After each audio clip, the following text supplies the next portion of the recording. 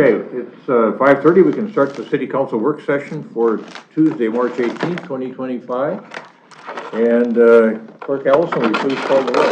Councilmember Agnew. Here. Councilmember Jackson. Here. Councilmember Pierce. Here. Councilmember Risser. Here. Mayor Hovland. Here. We've got a singular topic tonight, and that is park planning updates. I think it'll be an exciting evening for all of us. Different presenters, but some really good things going on with respect to Fred Richards Park Master Plan and the Braemar Master Plan. So eager to hear about things from staff perspective. And Perry Vetter, turn it over to you first and let you lead it off. Yeah, thank you, Mayor and Council. This evening we are going to go over some updates for those two park planning initiatives. And just a reminder, these were master plans that had existed for some time. However, they have catapulted into action after the successful referendums for the local option sales tax. With that, we're going to have Rachel Finberg give us an update, as well as Tom Swenson and myself as we kind of navigate through. So we're going to take them kind of in three chunks. We're going to talk about Braemar Park, specifically the Braemar Arena. Then we'll talk about the Braemar Park Park and Natural Resources section, and then we'll talk about Fred Richards Park. So we'll have an opportunity to kind of pause in between those, so we can address anything as we kind of go through those sequences. How's that sound? Good. Okay. Rachel's going to kick us off. All right. So really wanted to start with this slide just to talk a little bit about our project process and kind of how, as we move along in this process, comments and our influence to changes end up costing us more. So this is really why it's important that we engage both with the community and with council very early in these projects, so we can get the right trajectory going and limit our change orders and things like that further down the line for those changes. So we're at different points in these projects. So Fred Richards Park is right now kind of in two separated projects. So our site and landscaping has moved to about 90% construction documents. So this is the layouts, the civil, the landscape. And then our Fred Richards facility and buildings are a little bit earlier in this process. Kind of the reason for this disconnect in timeline is we really needed to figure out feasibility in the site layout before we really could approach the buildings themselves. And we're glad kind of that we took this approach, because we ended up kind of going a different direction with the buildings, which we'll talk about later. And then the Braemar Park project is a little bit further down the line. Kind of the reasoning behind this is these had a lot more what I'm going to call shovel-ready projects. So projects that we could implement pretty early on with limited impacts from design work. So a lot of those things, like the trails, we were able to get going with right away. Other things needed a little bit more investigation and design work.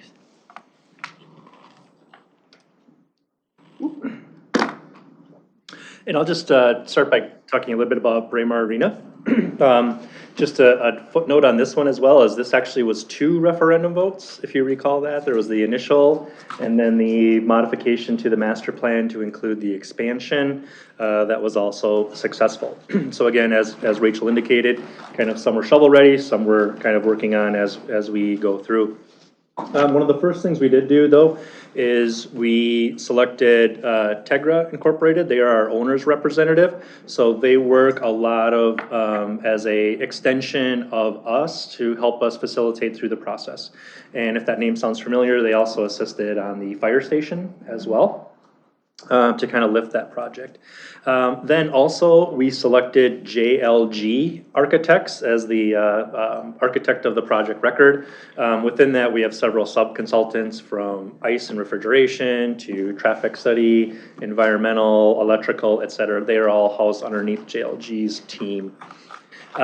So one of the things we first did initially is we met with a lot of the stakeholder groups and going over design ideas, functional ideas, wants and needs, and specifically focused on the Edina Hockey Association. Obviously, they are kind of the number one ice time user of the facility that we have. The Braemar City of Lakes Figure Skating Club, Edina School District and Athletics, met with them. And then some additional kind of partners that we have layered in. We also met with Breakaway Academy. Breakaway Academy operates kind of a different set of academics that would be a little bit straying from your standard educational practices, where they are an academic focused hockey school. They're also introducing soccer as well. So as part of their curriculum is hockey education, hockey training. So they are coming into Braemar Arena during the day. They rent a lot of ice time during that time when we normally don't have ice needs, as well as a lot of other communities. You know, daytime ice, if you can find a way to sell that, it's a huge advantage. So met with them, as well as representative from the ICLA Cup. They do a lot of fundraising for the community. They're heavily involved, you know, from providing scholarships to, they are also coaches. They were former players. They are kind of living that legacy as well. An additional thing we did recently that the council approved, and this isn't a typo, so I kind of have been making this joke, is JLG is our project architect. JGL, who's not affiliated with JLG, is a sub-consultant that's going to help us navigate the food and beverage as well. We knew we needed that through the process of updating our concession stand. However, through engagement, we really heard loud and clear that's a desire. We're trying to figure out that level of support for an elevated food and beverage experience there. So they're going to help us navigate that process as well. And then most recently, we issued request for proposal, and we just interviewed construction manager at risk firms. So that's similar to what you met on Saturday with Kraus Anderson at the fire station, the actual builder with the gross maximum price. We just interviewed those firms as well, and we believe we have a selection that we're going to recommend council approval in the near future, but we need to onboard them and really look at some project costs to understand where our scope and scale is. And you'll kind of see a little bit of why that's important on this next slide. So just on the right, just to familiarize, north is going to the top of the screen. You see Braemar Field. Obviously, we have the west, east, and south arenas, and then the other one is our backyard rink. So as part of this project, we will be hitting the city's green building policy, our sustainability goals with that. That will require us to do SB 2030, so State Building Code 2030. And this is where it gets a little bit more challenging for an ice arena rather than any other sort of development, is we have the opportunity to do B3 or LEED. It appears most of our peers have been going through this. LEED silver is a little bit more, I think compatible might be even too strong of a word with ice arenas, right? When we think of ice arenas, they are not your typical energy consuming facility. So we are headed the direction of LEED silver. I don't know if through the end we will actually go through accreditation, but at least hit those measurement marks. That is going to require us to do geothermal on site. We do have two options, and that's geothermal in general or geothermal including the rink refrigeration. That has not been proofed yet to our comfort level. So I don't know if we'll be doing geothermal for actually rink cooling, but we'll be doing geothermal. We'll have to be looking at solar arrays as well. And one of the cautionary ones we're entering now is these goals will most likely require us to switch a lot of our existing equipment from natural gas to electric. However, we do have some concern a little bit about just the grid and electrical service in general in this area. We've had a number of outages over the years on a supply side. We had a power outage on Excel, remember last year during the summer around the Gulf Dome as well. So there is a little bit of general instability in this area that we want to make sure we approach really carefully and do our due diligence on. One of the first things, meeting with our users was just about existing infrastructure, and we challenged JLG with this, is there an alternate design that hits all of our goals that does not demolish the South Rink? I think that was always one of our points in the process, is that is, of decent quality. We've got other issues there. And that kind of initial concept was building, lobby space outward, expanding to the outward. And can we hit all of our goals as well as maybe increase a few of them? Namely, one is just saving downtime on the project and ice time sales. You know, there is kind of an adequate condition there, and just a better connection for our patrons and tenants was kind of what we were concerned about. And then obviously continue with all other aspects of the master plan, you know, the safer drop off, the infrastructure, ADA accessibility, all those things. So again, this is not JLG's work. They do a whole lot better on this, but just for today, I took a little bit of a stab at it. And just to highlight, one of the things we are looking at is potentially enclosing the backyard rink as the fourth rink of the component of that. It has some existing infrastructure that's already in place. And then looking to, you know, offset that, you know, outdoor ice time or seasonal ice time as well on the site. If we did that, could we better connect the 4 rinks? Instead of you know, taking up space with an expanded lobby outward, could we better connect and have more lobby space on the inside of those 4 rinks? And you kind of think about that, you know, if you've ever been there in that January timeframe, wind is blowing, and you get that parking spot that's kind of over by the sports dome, you've got a long walk all the way around the rink to come in that front entrance. Would be creating an additional entrance between where General Sports and Velocity is and the West Rink. So basically having 2 entrances to come in, have that central lobby where we can, you know, really circulate people where they need to go. So instead of just expanding it, but actually helping them navigate through the system. That would also create an opportunity, you know, with that lobby, is we could have storefronts into those tenant spaces, whether it's into General Sports or into the vacant Velocity space where, you know, we kind of keep getting that food and beverage pressure is, you know, potentially doing something there. So really looking at this kind of smartly that, you know, as we've always said, this has really been, you know, that 1967, 1980, 1990 edition, and now, you know, in the 2025 realm is, if we were to start from scratch, how would you better connect these? And how would you make that better for users? So that's why we're kind of on a little bit of time frame to look at this specifically to see if this makes the most sense. It's also why it's really important we get that construction manager on board to really prove, like, this is our max budget, so how do we do this appropriately? And, you know, can we kind of navigate this to really, in the end, have a really good product? So that's our last arena slide, so if you want to pause there. With the equipment, switching from natural gas to electricity, if we do it sort of in phases, would we switch all the equipment to electricity? Or, so what I want to avoid is what we talked about on Saturday, and that's everything coming due at once, right? So is it possible to stagger the replacement of the equipment over time?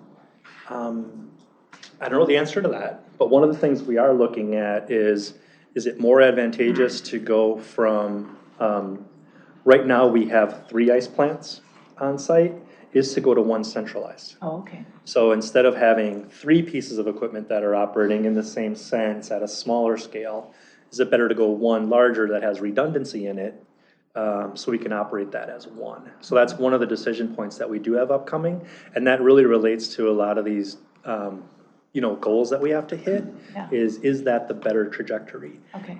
It may not be, and then we would have the ability to phase something like that, but it really kind of gets into the complexity of running then, you know, 4.5 sheets of ice. Right, right, okay. But there's also a piece of this too, is that, you know, it's not just the cooling system. So it's radiant heat, it's lighting systems, it's, you know, locker room heat or ventilation, that I think, to your point, is there is a myriad of different equipment that will have to be replaced. Okay.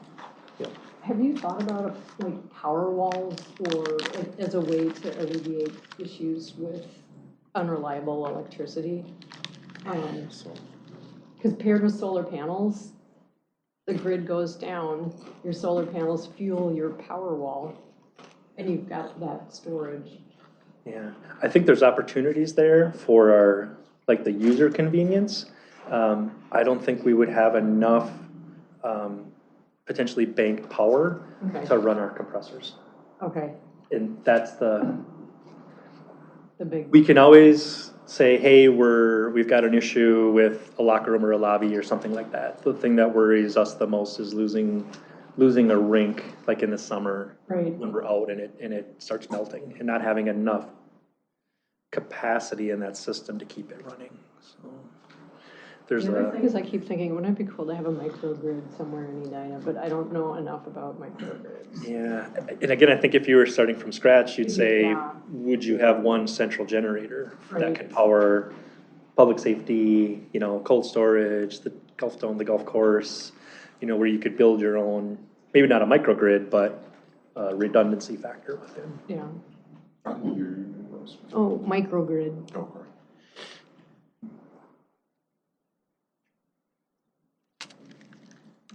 That's what we've been up to there. What about exterior improvements? Yeah, roofing, siding, aesthetics is all part of this as well. Have you seen any elevations from the architect yet on the exterior? Really, we're working on plainly movement within the facility, elevation changes, things like that. Not necessarily going into, you know, here's what this would look like. It's really kind of the evolution right now where everything's kind of a white wall, and then eventually you kind of move through that. And that's why it's at an important point for us right now, because we need to pick a lane. If we're gonna go kind of the traditional, add a rink on the outside, or if we're gonna be able to kind of do this expansion. So we don't wanna spend design time right now. We wanna proof a concept and then pick a lane to go forward. You know, when you're over there and you walk into the South Arena, just as a layperson, you think, should we be tearing this down and then switching them so there's two rinks there running east-west? So I like the idea that you're contemplating enclosing the outdoor rink, which I like from an architectural standpoint, but I don't think it gets used as much. I don't know, maybe you have better information on that, but It's been a challenge, I would say, over the last several years.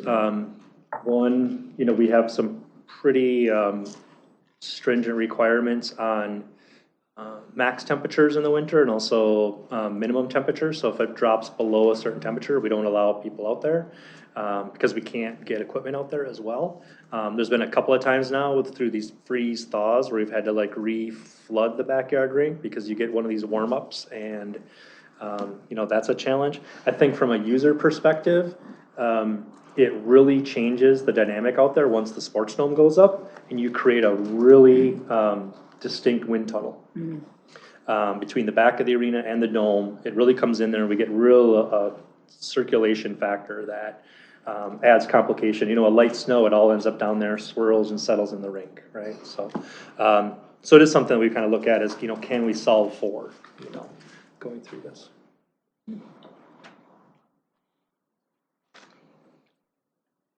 do we know if that's a potential cost savings to do it this way? You know, enclose the outdoor rink and not tear down the south and build two new rinks there? Do we have any of that data yet? That's what we're gonna work on next, once we onboard a construction manager, that they need several weeks to kind of plot out, you know, path one and path two. While there would be savings on not tearing down south, we do have, then you'd have an enclosure cost to kind of come through and build those support mechanisms as well on the south side, so. Does this help preserve the hornet's nest work that they did a few years ago? Correct, yeah, this would not interrupt that at all. So the access would be actually above it, where we kind of have some weird lobby space and access there. You know, this would allow us to actually, you know, maybe increase restroom access through that lobby around, potentially even, you know, for large tournaments or sections or large varsity games. You know, you could have a west entrance only for the evening, and we could keep all other traffic to the traditional entrance that would access south, east, and I don't know, we've been kind of joking north, right? We need to get a little more creative than that. But it could allow us to, you know, even separate that off, where it could be, you know, a paid ticketed event on this side, and it's, you know, games or practices for youth on the other side. So it really kind of opens up some options there for us to start navigating this. But we're kind of at this pause period where we need to onboard them and really look at that path forward. You know, either way, we've been looking at, you know, the potential for the Inflation Reduction Act credits, you know, as part of this, you know, with all the improvements we're making We've heard different things on that, but we'll see as this shakes out a little more. What about the enhanced dining experience? What are your preliminary thoughts there?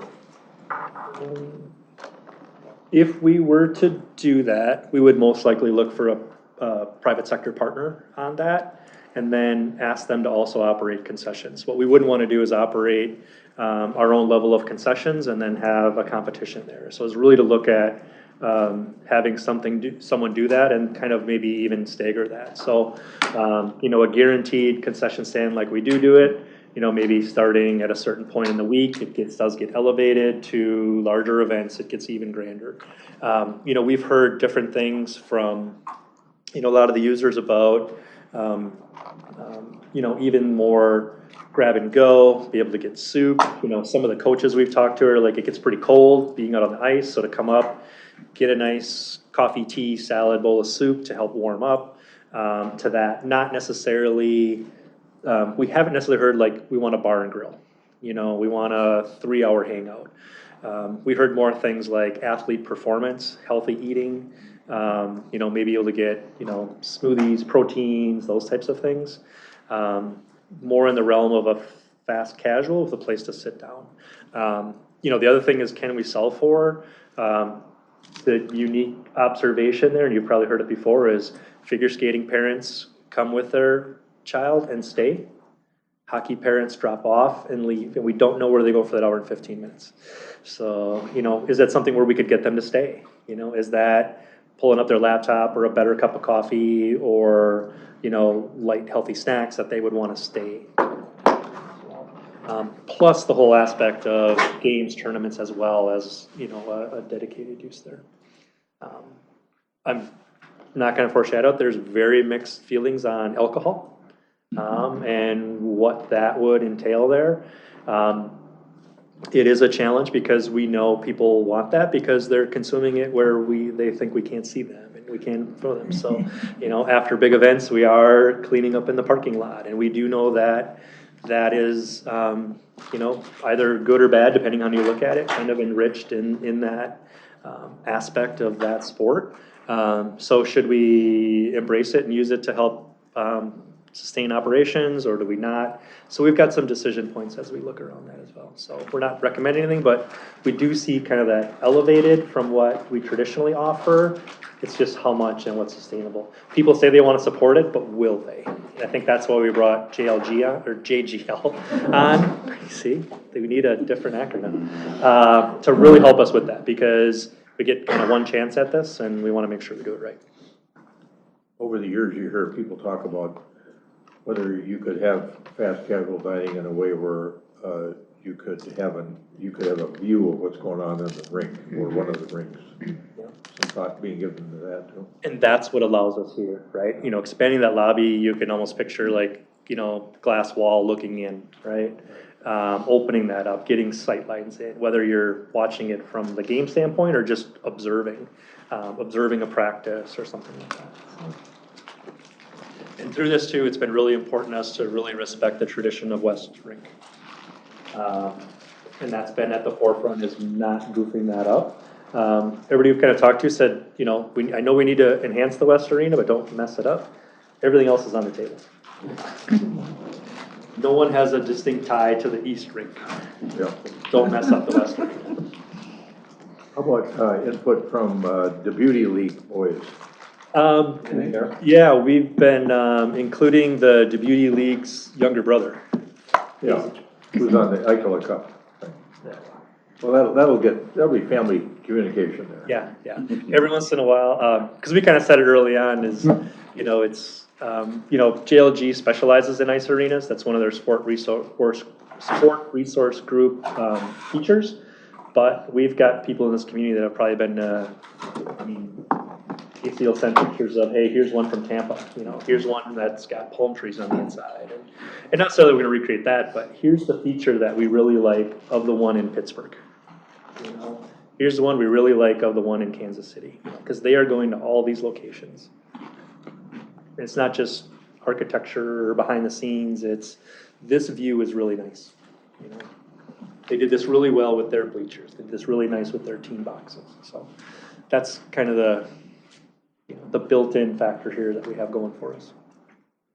Well, you've got people you're getting input from that have had that experience on a personal basis, they rinks all around the country, which is nice. Yeah. Sight lines. These folks put a lot of miles on. They're traveling to a lot of rinks across the country and Canada. So, like we said, I don't know if we can do it all, but if there's a decision point between A or B and we can do it, let's make the better decision. Okay.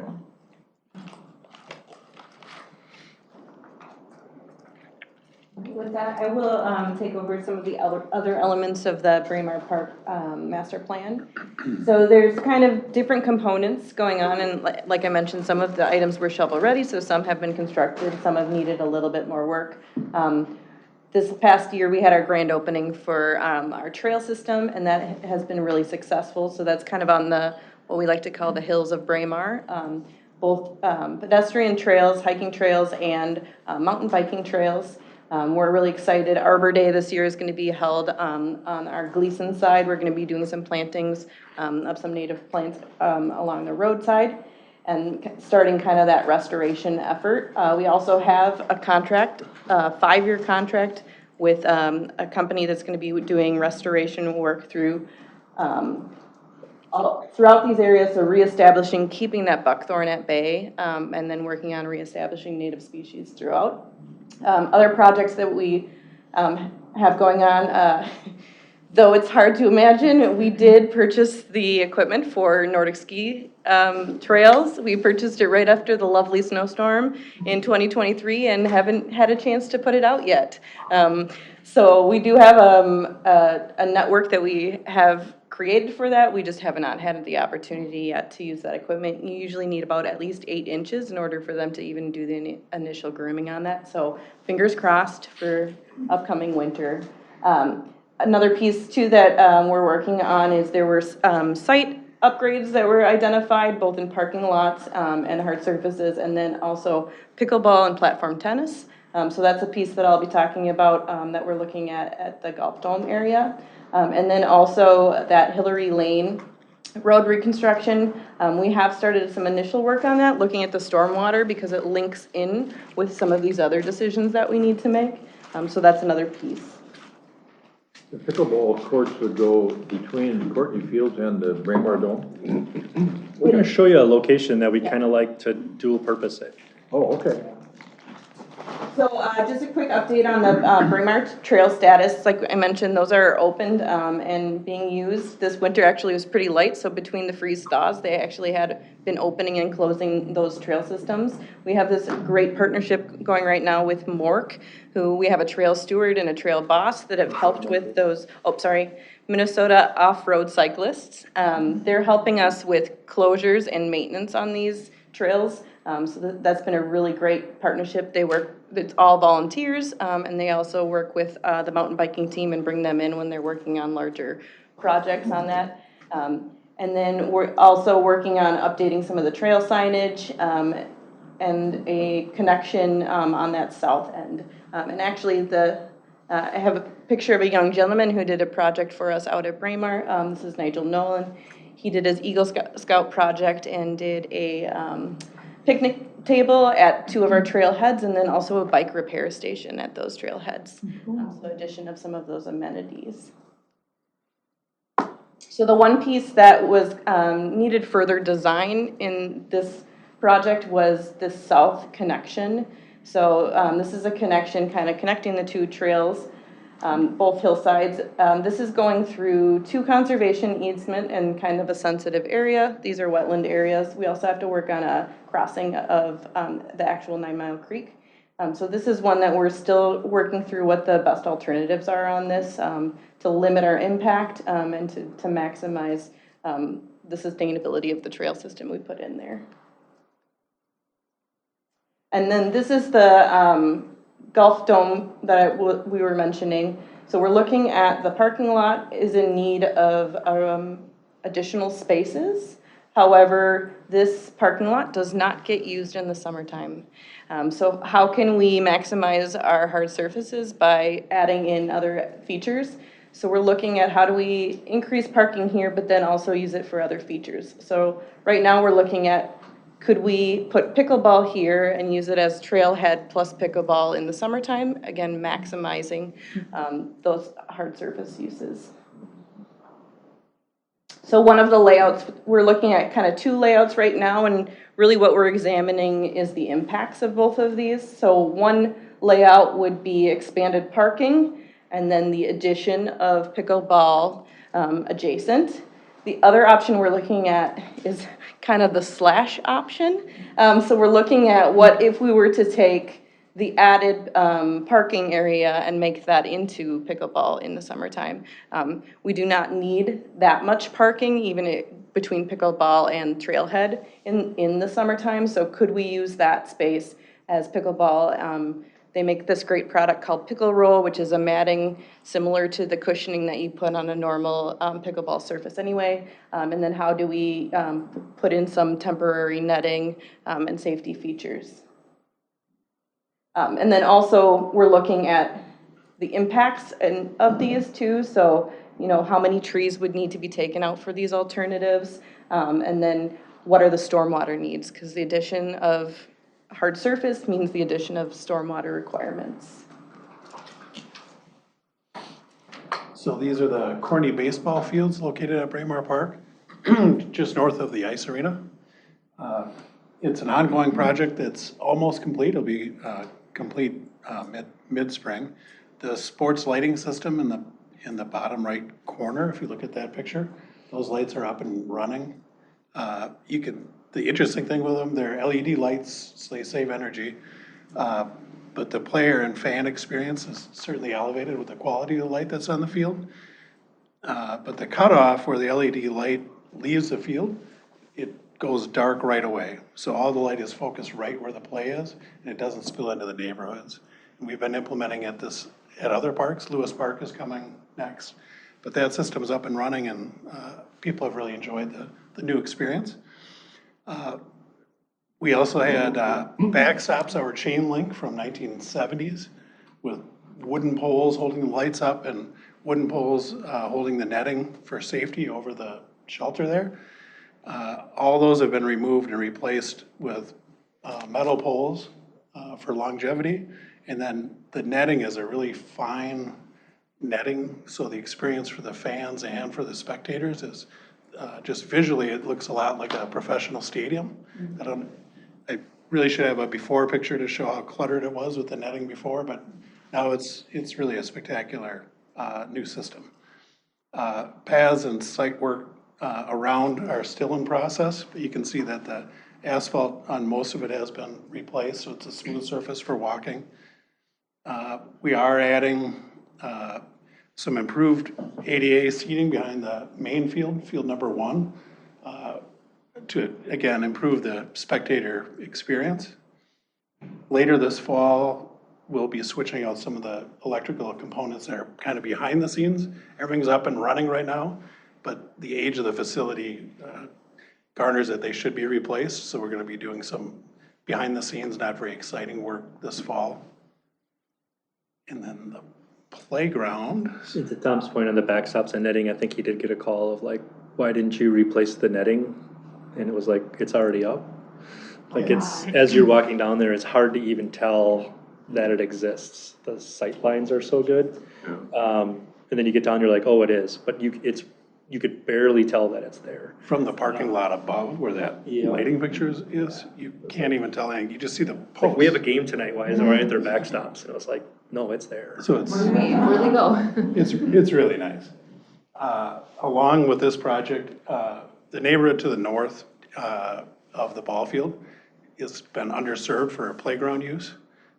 We kind of have pretty good coverage throughout the city between the school district and Edina Parks, but that area really was missing something, a place they could walk to and use a playground.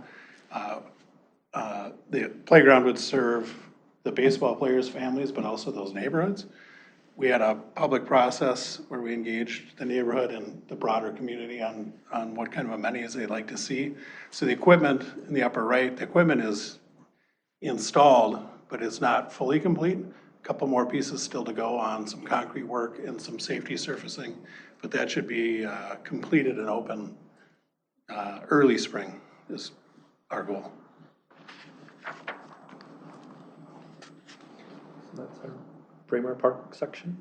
Can you go back 3 slides? It's not like you don't have enough to do, but I was just wondering about this. One more back. So, Perry, you and I have talked about this. I don't know, is there any, you were spending, what, close to 100,000 a year taking down and putting up the dome? Probably Oh, the 40, 50. sports dome. The sports dome. Yeah, it's, Yeah. yeah.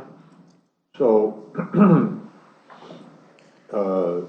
we were up in Plymouth for that legislative breakfast, and talking to them, they're thinking about making theirs permanent, putting up a permanent structure around the field that their dome occupies. I was just wondering if You guys like to vote yes tonight on that? We would be completely in favor of that. I know you've brought that up. Tracy has brought that up.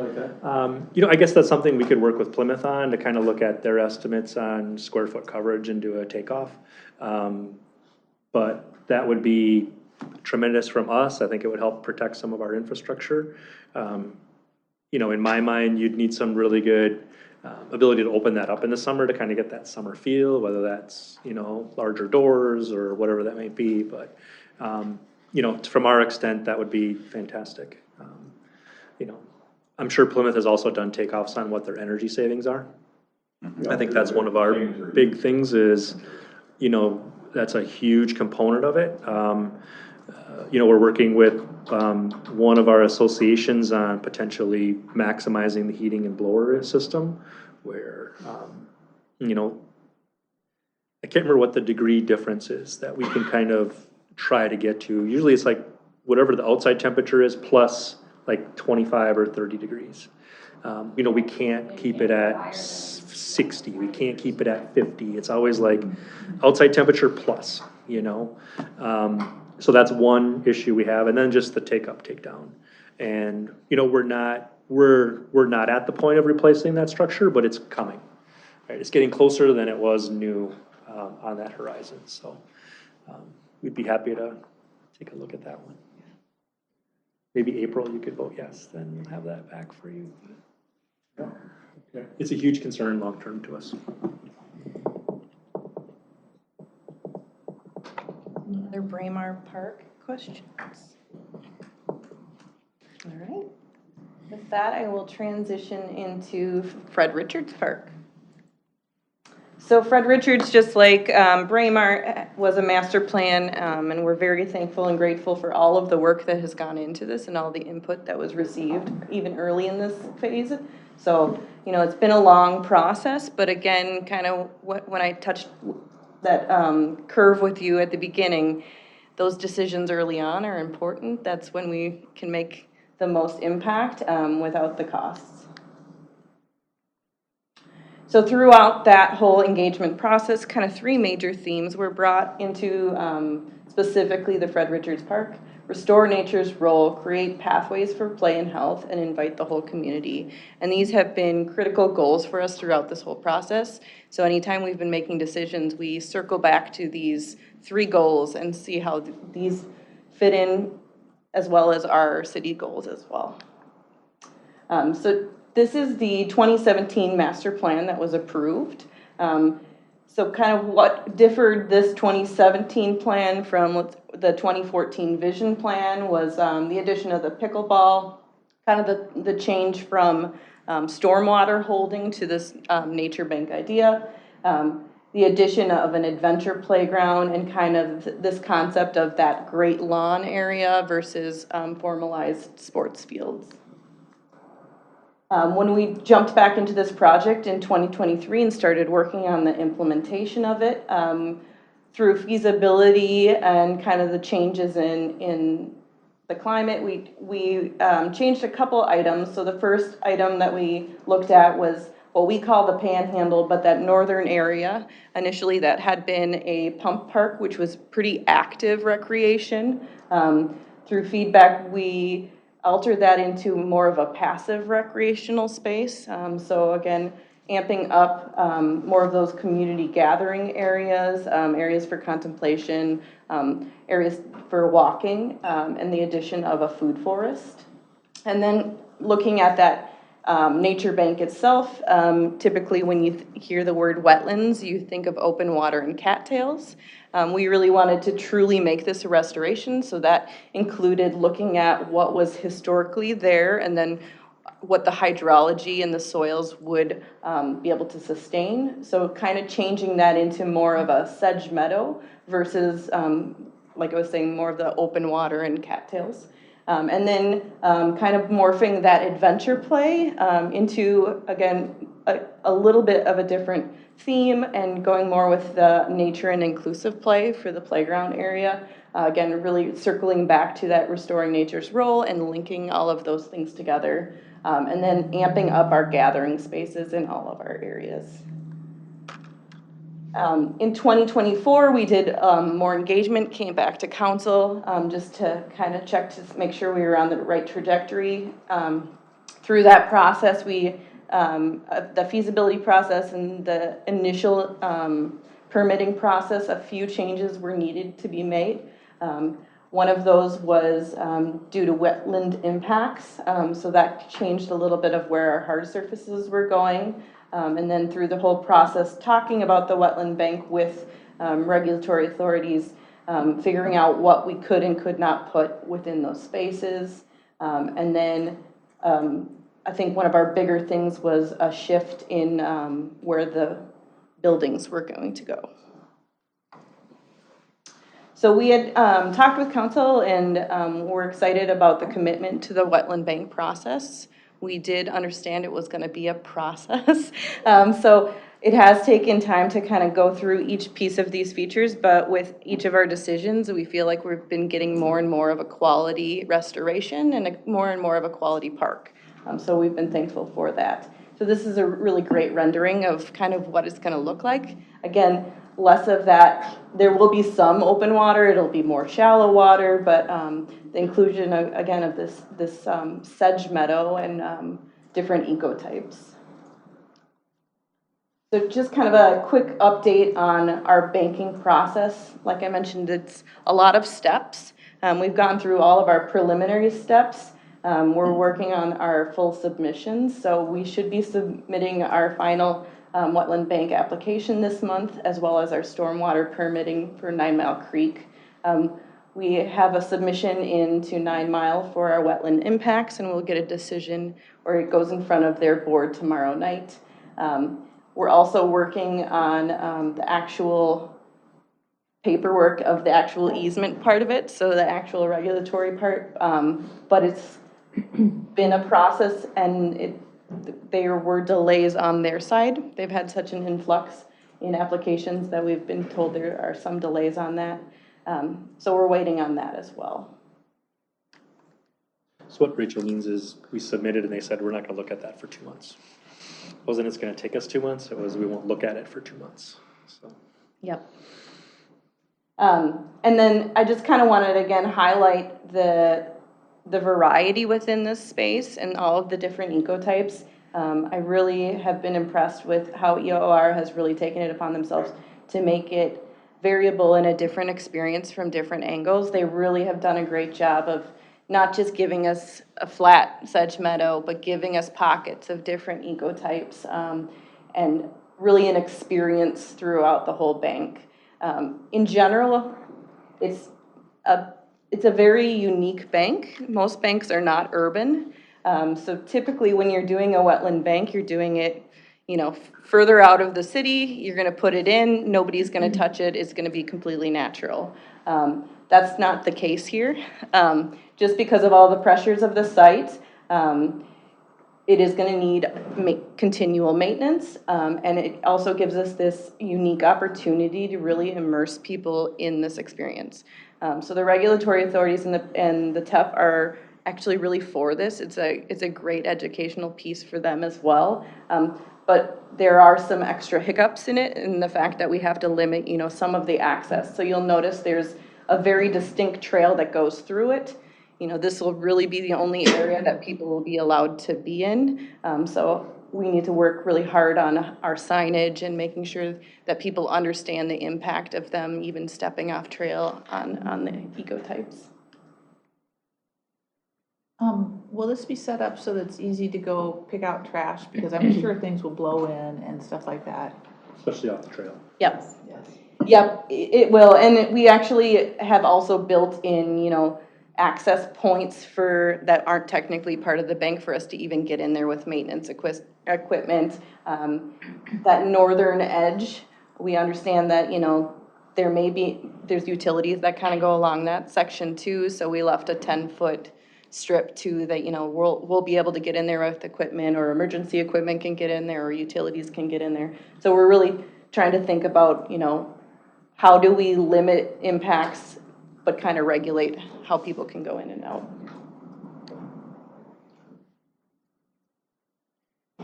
I lost control. Oh, there we go. So I mentioned that we've kind of got two processes going parallel, but not at the same rate. So the next piece that I kind of wanted to talk about are those facility improvements. So with the shift in that parking lot, we kind of changed where the heart of the park was. So initially it was centered around our existing building. It would have been easy to get to. It would have been where all our activity was. With the shift of the parking lot, we kind of pushed that heart of the park closer in. So we found that, you know, if we were to keep where just the existing building for programming and for restrooms, it would be quite a long ways for everyone to go to access. So we looked at, is there a way that we can add additional restrooms kind of in that heart of the park? So the new proposed building would include restrooms and then a food and beverage service as well. So we will still be remodeling the existing clubhouse, but we will have a secondary building too.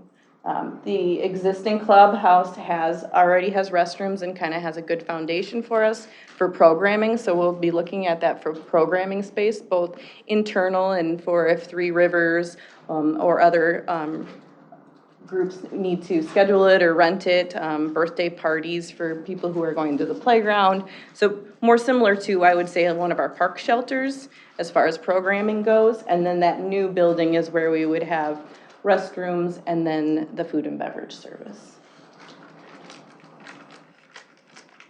So we have OPN is our architect on board. They are working through both, you know, the remodel process and then starting to look at the concepts for this new proposed building, looking at some massing and trying to figure out space needs initially here. And then, as Perry had mentioned, JGL, I'm going to posit that every time. JGL has also been brought on board for Fred Richards Park. So they're going to work with us through the process of figuring out what a good sustainable food and beverage would be in that space, whether it be something that's going to be seasonal, grab and go, food trucks, a full sit down, a combination of those. And what they have the unique skills to do is they've worked with a lot of, you know, attractions. They work with zoos and larger civic facilities, museums, colleges. So they have a lot of knowledge of the industry, but then they also reach out to local interest. So getting a gauge of, you know, who would be interested in this project. So kind of our next steps on this one are working through the design and those space needs, and with JGL getting an idea of what the square footage is that the food and beverage will need. And then we're also bringing a CM on board, or a construction manager on board for this project as well. So we will actually probably have that on our April council approval. A construction manager is going to be really critical for this project because it's not just the building, but it's also civil, so coordinating both of those things. And then also with this site being surrounded by so many residents, they will help us with the disturbance planning. So really getting a good handle on trucks coming in and out, access, safety, really good site control, and working through, again, that GMP for costing. This will also be, our building will also be going through the sustainable building certification. We're still looking at whether it's LEED B3 or for this one particularly net zero might be an option. So looking through, you know, what the needs are and what that building will be able to support. The construction manager also helped just like little things like dust control, right? If you look to the north, there's a number of pools, right? So really helping and inform the neighbors about like when they're doing things, how often. You know, the firm we're most likely gonna recommend kind of had a 5-4-3 model. I think it was, you know, what's happening in the next 5 days, the next 4 weeks, the next 3 months. To really kind of engage and help do that off. Some of the more like the Finch and the Fred are interested in like hosting them as well to provide updates within, you know, so they could come in and talk to them about what kind of things are happening. They would also help us, you know, our kind of goals to them is keeping the regional trail open, right? Keeping people through there. We've heard it's a high commuter route. We not have heard, we know, anytime anything happens. So whether that's flagging for hauling, whether that's building us an alternate route around, but keeping pedestrians moving and safely within how this is all gonna happen. So they're a real critical partner to this project. So Who is JGL? I couldn't even tell you what the acronym stands for, but they specialize in food services and they're based out of Florida. And we looked for everyone and anyone. We found one in New Jersey and one in Florida. Yep. And that was the only ones we could find that do this kind of work. Oh, With the houses along the north edge, and I can't, it's been a while since I've walked there, and I know some of them have fencing up, but there's going to be due diligence making sure that we're not assuming the fencing is the end of the lot, that it could go beyond that. Yeah. Okay. you mean up on the neck, Julie, or over on Kellogg? Well, for Not the neck, there's West Shore Drive and Sedum Lane and so there's, both locations for us, we would kind of survey the property line and not just assume a fence is the end of the property line. okay, Because some people may not put their fence at the end of the property line. Some right, people may have their fence on our property line, but we'll find that out when we survey that. okay. Kind of say, here's the limits and what that is. Because we're dealing with that with a different project. And I just want to make sure that it's not happening here.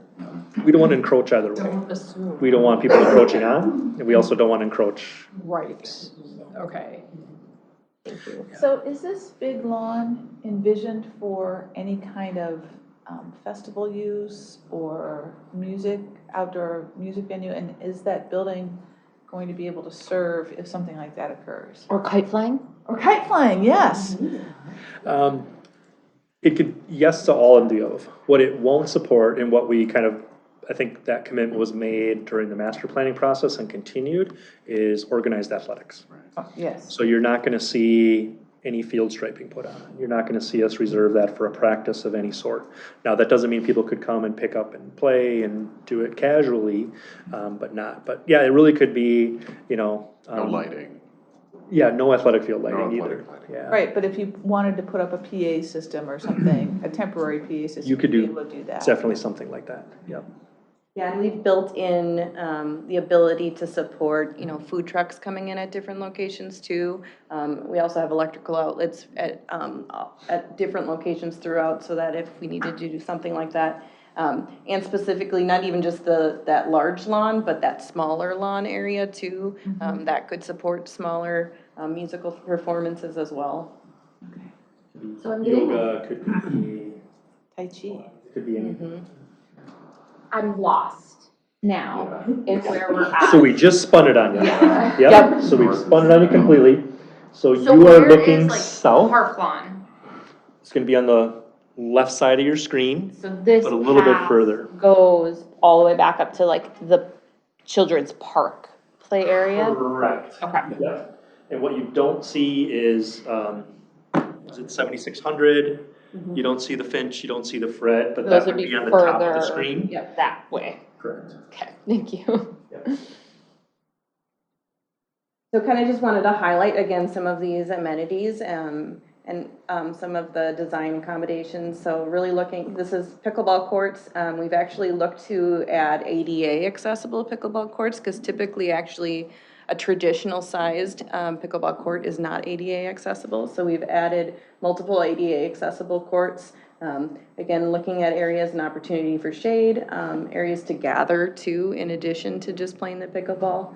Can you educate me on what an ADA compliant pickleball court would look like? So How's it different? it's just wider, it's about clearances, so it's more clearances outside of your lines, so they really end up just being deeper and wider. So are the lines still the same? Yep. Okay, and then it's just like, almost like more buffer. Buffer area. Okay, thank you. What about the siting of the pickleball courts relative to the location of the apartment buildings? Because you hear that story nationally now, that people living in multifamily dwellings getting sick and tired of the doink, doink, doink sound of pickleball day and night.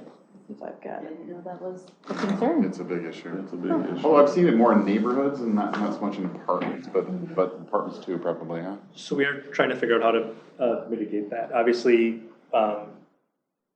so you kind of see, maybe this is a better orientation, right? Oh, good now, thank you. Is as the edge of the park on the south side kind of then curves back north and then goes back east again, is admittedly, because of those wetland boundaries, wetland restrictions, the heart of that park has gone north and a little bit to the east. So we are working with, it's currently the bank is there right now, in that location, kind of that edge out. I can't remember the name of the bank. To be Fidelity, I don't Used to be know. Fidelity, but I don't think it's Fidelity. Scale. Yeah, it might be, I thought it started with an S. Yeah, right in that area, is how can we better buffer that edge, right? Right now it's a bank. I would imagine eventually it will convert. We don't know when, and we don't know to what, right? And I think that's the struggle we have, you know. If we knew first floor garage or first floor commercial, residential starts on the third floor, we could look at sound attenuation, sound acoustics, but we don't know that. So, you know, there might be a portion where we just say, you know, in the future, we're gonna have to buffer in this area. But it is a real thing. Do you wanna talk about the surface? Yep, so the pieces that we were easily able to integrate were the surfacing. So we have a cushioned surfacing that helps with some of that sound mitigation, and then around the actual fence itself, we have a padded screen that helps to absorb some of that sound. Pickleball, it's just a kind of a tough one to fully. New paddles are converting from original to like a softer paddle, so to also help to reduce sound. I think eventually that'll be the standard of what they sell. I think if you talk to any pickleballer, they don't wanna offend everyone by the sound of it, but that's just kind of what is occurring, and I think eventually it'll convert over to those. You know, I don't know if we would have a mechanism where we would have to require that here if we did get complaints. We're very fortunate at the Moody pickleball courts, because it's right next to Crosstown, right? You know, that site is in a great place. Yeah. But these are pretty good too, when you think about it. It looks like they're over behind commercial properties as opposed to residential. It's still a ways to park lawn, and the apartment's over there, and they're pretty much removed from the Fred and the Finch, so it should be, Correct. sound abatement should be pretty decent. Yeah, of existing conditions, right? I think it's what is it in the future, and then how do you address that into the future? There is an apartment building right there though, too. To the east, on the other side. Right. Yeah. So that's a good distance away. It's the one that's closer. Okay. I do appreciate having that ghosted imagery, you know, that shows what is surrounding the park. And, you know, I just, yay you for doing that. And I'm looking at a map right now, but it just so often we get, you know, images or plans and sites, and you don't get, it's like in a vacuum. A cliff. And so, yeah, that's very helpful. So that little tail to the south, it's the new road coming in from 77th? Correct. Yeah, that'll be the new primary access. And are we thinking that we will not use that during construction and bring them in the back way? to not beat up that new roadway? Yep, and this has a culvert system, so we'll have to build that bridge too, so that portion. So we'll probably be looking at, hauling and alternate routes, and that's something, again, that construction manager can really help us with, so we can limit, how many trucks are coming in on different roads, so that we don't impact the neighbors and then also the users of the roads in that area. There will be material that will need to be hauled off-site.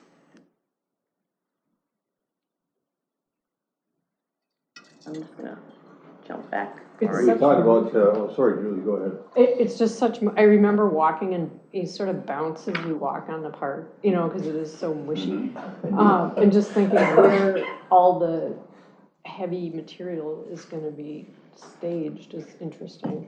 So some of it we're using there's like a sledding hill portion that we're doing. Some of it we're actually using for surcharge materials. So because again, that soil is so bouncy, under those pickleball courts, we actually need more material to weigh down that system so that we're able to install over it. So some of the material will also just be loading some of our other areas. That'd be kind of fun, like floaty, It's bouncy interesting, it was pickleball. just, one of the things that kind of threw feedback. If you look kind of the pickleball court in the upper left, so kind of the top middle of the screen, just to the west of that is kind of like an observation bench kind of built into that buffer there, and that, like, even though we don't run tournaments, like, that could be your championship court. You could actually have some spectators there or something, so it's just kind of a little continual feedback loops of users giving us, ideas to incorporate. And we did actually get, Matthew helped to get us a grant for some of these shade structures. So we were actually awarded a grant for these. It was actually one for climate resilience, which helped us with some of the shade areas. So some of these structures are going to be paid for with that grant funding. We're still looking at it. This might not be the final layout of the look of this structure, because we really want to link the look of this structure with the look of the new building too. So we're looking at, how do we tie those two together? But we're really excited to get that grant. So the food would be in the existing old clubhouse building, The food would be in the new the building. new building. So the old clubhouse would just be for programming, so similar to like a park building. So it would have kind of an open community room, there'd be bathrooms, it'd have some trailhead amenities like water bottle filling, maps, and things like that. And then that new building is where we would have a food and beverage service. There's a lot of outdoor spaces around it, both that can be linked to that building, but also separate from that building. So if you want to go there and picnic without using the food and beverage service, it will be completely welcoming for everyone. And then we'll have outdoor access to restrooms in addition to the indoor restrooms provided for food and beverage. And what about, at one point in time, we talked about that being a place you could also do some bike repair work. We have a bike repair shop. Yep, yeah, that's where we'll have the, bike repair stations. We're actually looking to it, a possibility of a plug-in for e-bikes, and a safe spot to store an e-bike as well.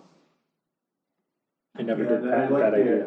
like the idea from a food and beverage standpoint of, like supporting some of our own, like, it seems like our little brew pub, like Wooden Hill would be a great little type of fast casual with a little local emphasis that, And right now, we're also kind of looking at the option of, even an outdoor window. So if you didn't want to go in the building for food and beverage, the opportunity for almost concession style or a takeaway.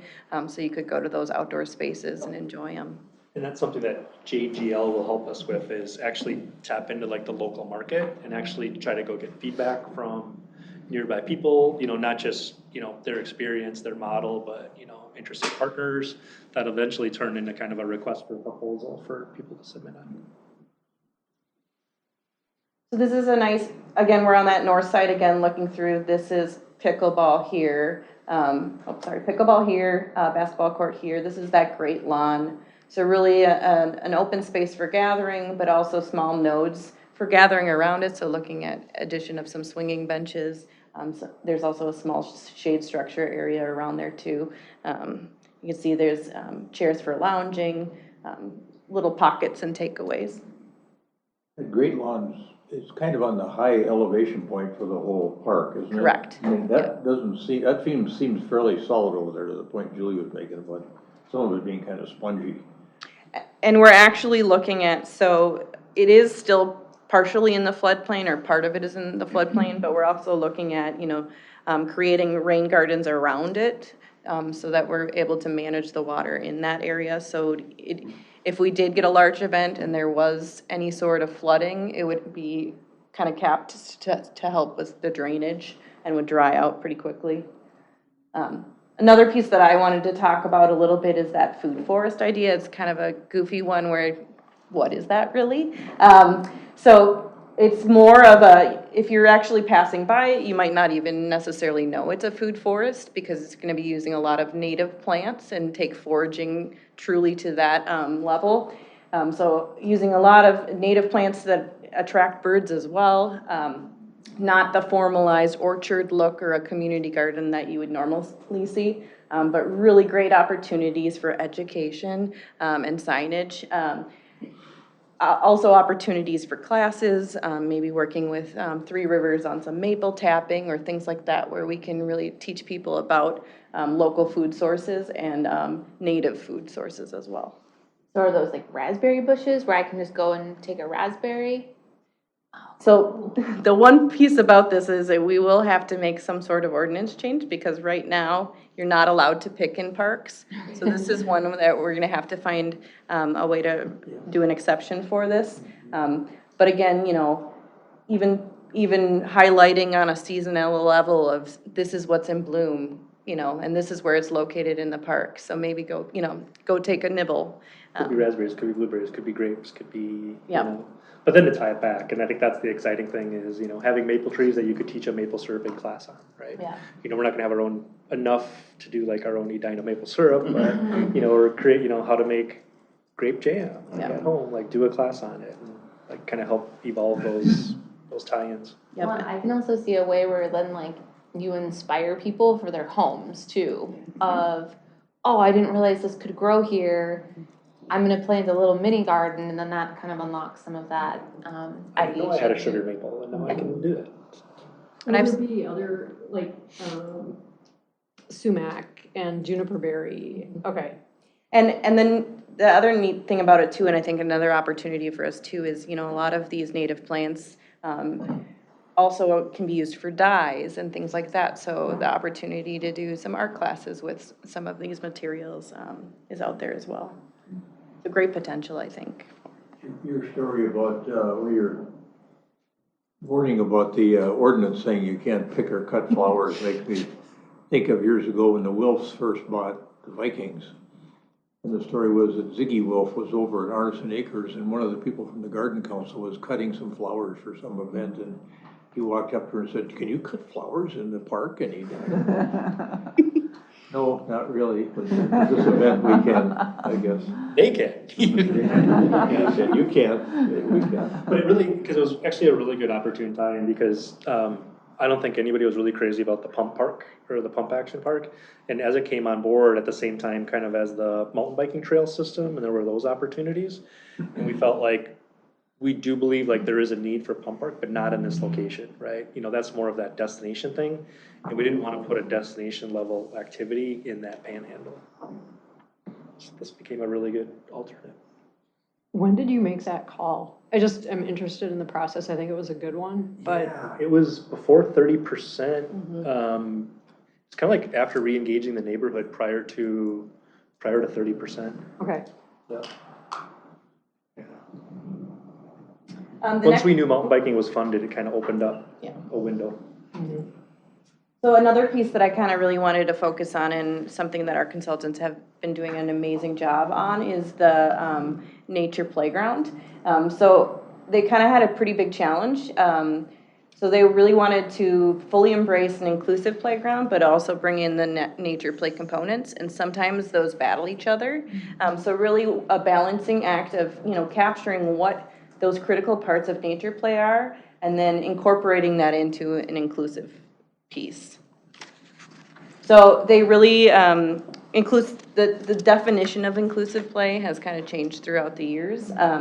So they really looked at, how can we keep advancing from what those natural definitions are. So again, looking at, you know, adjacencies and opportunities through all of this.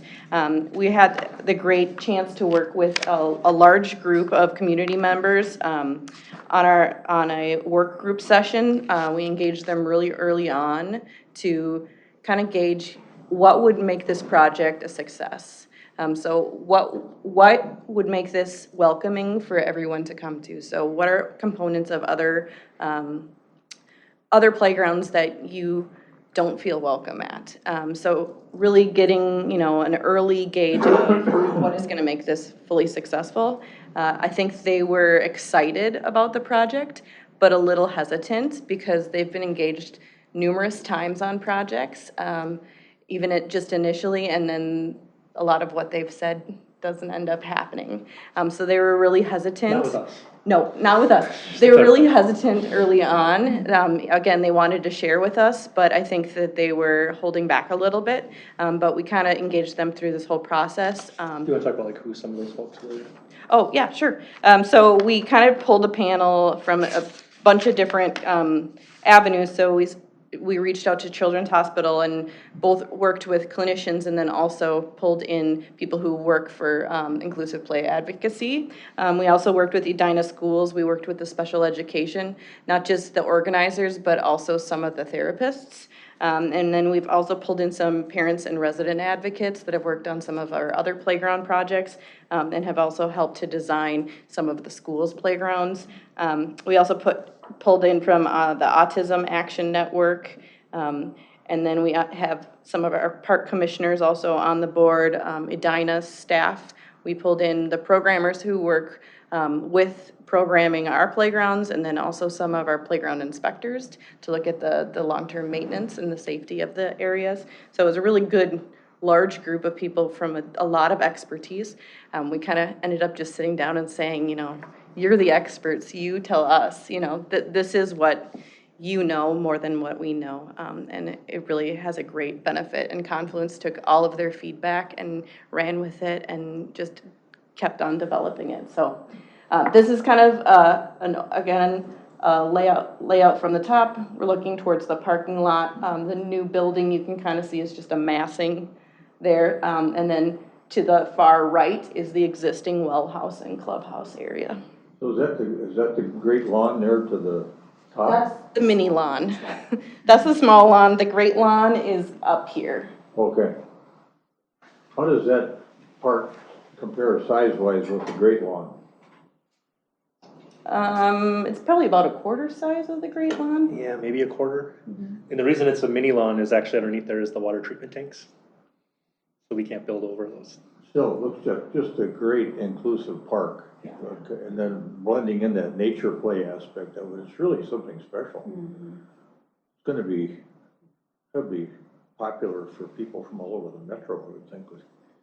So Confluence kind of worked through not just working at just accessibility, but working at completely enhancing experiences. So not just, you know, can we get to this, but is it fully something that's going to engage everyone? So looking through these different zones and looking through really optimizing all of the senses in these spaces. So, you know, taking each feature and figuring out, you know, what is this going to target for learning for children and also how they interpret the space. So with that, I've got a nice fly through that they did for us. So you'll be able to see some of the, so this is coming at, the water treatment plant is here to our left. There are two entrances to the inclusive playground. We found it important to have one large main entrance, but then also a more quiet entrance for those who who would be overwhelmed by those large entrances. So we're actually entering in our quiet space. So it actually enters into more of a peaceful space, less activity. This south end also has our water feature and our water play. It's nice that this placement is nice because if you're a parent who doesn't want your kids necessarily getting wet, it's an area you can kind of avoid or keep your kids to the north end. Is it completely enclosed? It's completely fenced. Those kids are sneaky. Yep. So a combination, of safety surfacing, there are some concrete pathways just for accessibility, kind of that upper area is concrete. And then these natural soft spaces, so areas to congregate and to sit and watch and observe, areas to interact with other kids. An area of music play as well.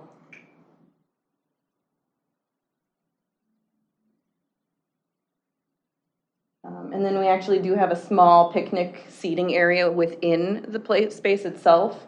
One comment that we got was to add more shade structures. So Council is actually working on updating and adding more shade areas for those who are going to just sit and observe. So just a lot of different play opportunities. You may be kind of able to tell, but even the surfacing is different colors in here. They're more muted colors, but they also designate what age groups the play is for.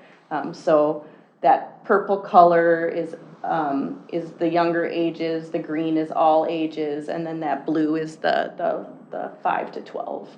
What is that material? So it's going to be the poured in place, the rubberized material. It's not crumb rubber, it's like a bouncy surfacing. Solid matting. Yeah. Roslyn has the turf. I'm trying to think if we've got one. Countryside? Countryside has it? Countryside has the rubberized. But it's a poured in place and it drains through. Mm-hmm.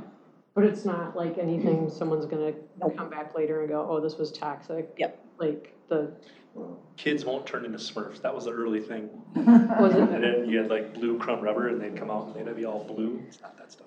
okay. And then we do actually also have some nodes of play outside of the play structure. So this is actually a really nice one that's right outside of the play structure, and this is a bouldering piece. So it's actually, one side is ADA accessible, and then this one you can kind of change the layouts and the way you climb it. So it's kind of adaptable. And then this is that great lawn, so it leads out onto the great lawn. There's the new building, the new pavilion. Again, some of those outdoor eating spaces where people will feel welcome to bring their own food, or they can bring out some of the food and beverage as well.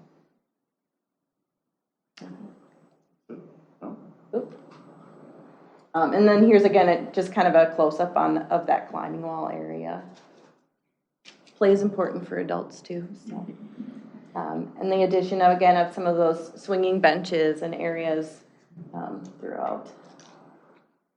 What's the timing like for everything for that one? For construction? Yeah. So construction would be starting later this year, so we're probably looking at August, September. Once again, that construction manager is on board, they'll be able to give us a more defined timeline, but we're looking at probably 2027 to open up spring, summer. So. If you were a legislator wondering about local option sales tax and how to use it to enhance a regional asset, this is unbelievable. Mm-hmm. In terms of this video to show people what you can do with local option sales tax. It's really To exciting. help a broad range of people. Mm-hmm. I mean, the banking that we're doing more broadly, the food area of the forage, I forget, don't quote me on these things, right? But where you can walk and grab a raspberry, like all of that is so unique, and that you're able to tie it all together into one cohesive collective experience is, I think, exactly what we're looking for. It's taken us a while to get to this spot. Yes. Yeah, well, it takes time to really think things through and enhance the product. My only concern is the rubber, and I don't know enough about the product, or I don't know anything about the product. But just knowing that there are concerns about toxicity, and so being prepared for that, and also heat mapping over rubber playground surfaces. So, All certified and IPMA certified. and there's no issues with heat build. That's always one of the weird things. Not putting darker colors in. Yep. Adding in those shade structures as well. Okay. You may have noticed in here, you may have not, so I'll point it out, is that some of the metal slides are making a comeback from way back when, and they were gone, and now they're back. But you'll see they're more enclosed, so the bottom of the slide isn't heating up. That is a really big feature for inclusive play, because kids that are normally on the autism spectrum traditionally prefer to wear synthetic clothing.